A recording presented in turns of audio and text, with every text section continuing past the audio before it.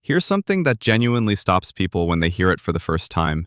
The plane you're sitting in, flying to your vacation, carrying you and 200 other people across an ocean, there's a reasonable chance the airline operating that flight doesn't actually own it. Not a lease they're paying off, not a loan they're clearing. The airline genuinely doesn't own the aircraft, may never intend to own it, and built their entire business model around never owning it. And the company that does own it? Sitting quietly in an office park somewhere, collecting lease payments from airlines around the world. Almost nobody's ever heard of them, and they might be having a better financial decade than almost any airline on the planet. So today, we're taking apart the real economics of an aircraft fleet, why the world's biggest airlines lease most of their planes instead of buying them, the hidden companies making enormous money from the aircraft you fly on, and the fleet strategy that separates the airlines quietly printing money from the ones that go bankrupt every decade like clockwork. Let's get into it. Let's start with a number that reframes how you think about the entire airline industry. A single brand new commercial aircraft, a Boeing 737, the workhorse of short and medium-haul aviation, has a list price somewhere in the range of $100 to $150 million. A wide-body long-haul aircraft like a Boeing 787 Dreamliner or an Airbus A350? Closer to $300 million each. Now consider that a major airline doesn't operate one aircraft. Delta Airlines operates hundreds. Emirates operates hundreds. Ryanair, despite being famously cost-obsessed, operates hundreds of aircraft simultaneously.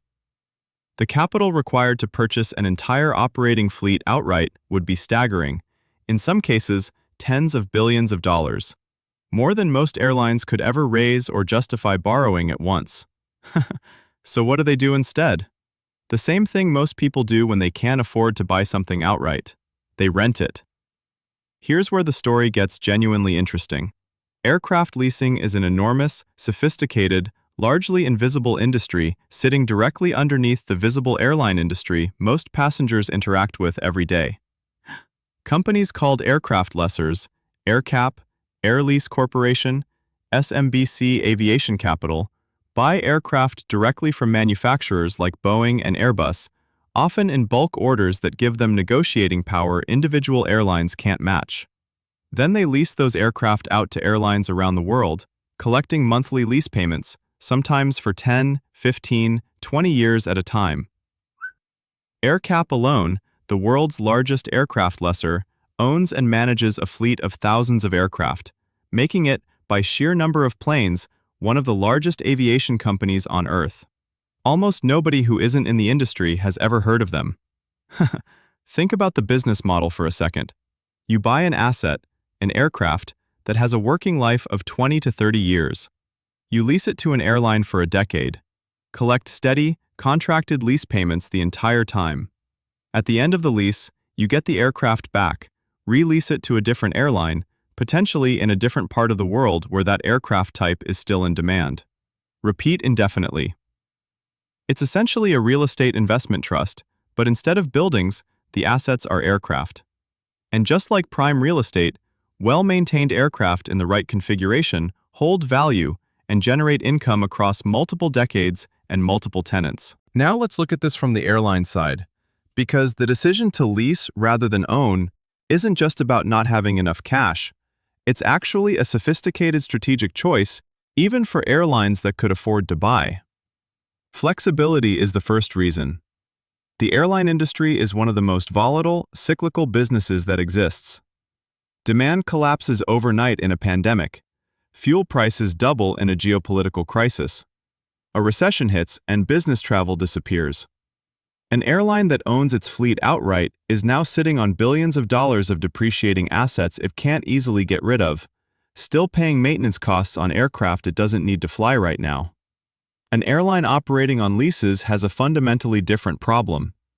When the lease expires, or sometimes even mid-lease with negotiation, they can return aircraft they no longer need. Right-sizing the fleet for current demand becomes possible in a way it simply isn't if you own everything outright. Ryanair figured this out and turned it into a competitive weapon. Their famously aggressive ordering strategy with Boeing gives them enormous bulk discounts on new aircraft, but the fleet strategy, the mix of owned and leased aircraft, gives them flexibility that older, more asset-heavy carriers struggle to match. Technology is the second reason. Aircraft technology improves significantly over 15 to 20 years. A new generation aircraft burns dramatically less fuel than one from the previous generation. Airlines that own old aircraft are stuck with them, still paying operating costs, still burning expensive fuel, until they can afford to replace them. Airlines running leased fleets can transition to newer, more efficient aircraft faster, returning old models at lease end rather than absorbing the cost of keeping them. Now let's talk about the financial reality of actually owning aircraft, because this is where the economics become genuinely sobering for airlines that do buy. An aircraft begins depreciating the moment it enters service. Not slowly either. Airlines typically depreciate aircraft over 20 to 25 years down to a residual value. But real-world aircraft values don't always follow neat depreciation schedules. They respond to technology shifts, fuel price changes, regulatory requirements, and the overall supply and demand for that specific aircraft type. When Boeing 737 MAX was grounded globally after 2 tragic crashes, airlines holding those aircraft on their balance sheets were sitting on assets generating zero revenue while still costing money to store, maintain, and insure. The depreciation continued. The lease payments, for airlines that had leased MAX aircraft, still had to be negotiated or suspended. Owning an aircraft sounds like building equity, the same way owning a house does. But an aircraft sitting on the ground, whether through mechanical issues, regulatory grounding, or a global pandemic, is a liability consuming cash every single day, not an appreciating asset waiting patiently for better times. So what does a genuinely well-run airline fleet operation actually look like? Because this is where the difference between airlines that consistently make money and airlines that declare bankruptcy every decade becomes clear. Fleet standardization is the first lever. Southwest Airlines famously operates an almost entirely single-type fleet, historically almost exclusively Boeing 737 variants. This isn't brand loyalty, it's ruthless cost discipline. Every pilot certified to fly one 737 variant can fly another with minimal additional training. Every mechanic familiar with one 737 is familiar with all of them. Every spare part purchased is potentially usable across the entire fleet. The operational savings from this standardization are genuinely significant. Lower training costs, lower inventory costs, higher aircraft utilization because any pilot can fly any plane on short notice, and simpler scheduling logistics across the entire operation. Compare that to a legacy carrier operating 10 different aircraft types across their fleet, each requiring its own trained pilot pool, its own spare parts inventory, its own maintenance certification requirements. The complexity costs real money, every single day, in ways that don't always show up obviously on a balance sheet. Sale and leaseback is the second lever smart airlines use. This is where it gets genuinely clever. An airline purchases a new aircraft outright, often getting the manufacturer delivery pricing advantage of a direct buyer. Then, almost immediately, they sell that aircraft to a leasing company and simultaneously enter into a lease agreement to operate the same aircraft. The airline gets immediate capital back from the sale, converts a large fixed asset into an operating lease expense, and maintains use of the aircraft. The lessor gets a new aircraft with a long-term creditworthy tenant already locked in. Both sides win, in different ways. Here's the part of this story that genuinely doesn't get enough attention. Through every airline bankruptcy, every industry crisis, every pandemic shutdown, the aircraft lessors generally kept collecting. Not always without negotiation, not without some pain, but fundamentally, the asset owners have a structural advantage the operators don't. When an airline goes bankrupt, their aircraft don't disappear. They get returned to the lessor and re-leased to a different carrier, often within months. The airline's investors lose everything. The lessor recovers the asset and finds a new tenant. This is structurally similar to what we covered with McDonald's. The real estate owner has a fundamentally more protected position than the operator running the business inside the asset. The aircraft lessor is to the airline what McDonald's Corporation is to the franchisee. The asset owner sits above the operational risk, collecting income that survives operator failure.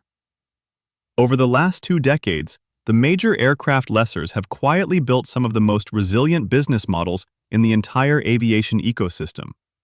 More resilient, in many cycles, than the airlines themselves. So the next time you board a flight and settle into your seat, understand what's actually happening underneath that airline livery painted on the fuselage. There's a reasonable chance you're sitting in an aircraft owned by a company in Dublin or Los Angeles that you've never heard of, leased to the airline for a monthly payment, operated by a crew that may work for a regional subsidiary most passengers couldn't name. The airline brand is the visible part. The actual ownership structure, the fleet financing, the leasing machinery running underneath. That's a completely separate, largely invisible industry doing quietly some of the most reliable business in all of aviation. Airlines don't own their planes, and the company that does, they're having a very good decade. If this changed how you look at your next boarding pass, hit subscribe. We break down the real economics hiding underneath everyday industries every single week. What should we tear apart next? Drop it in the comments. See you in the next one.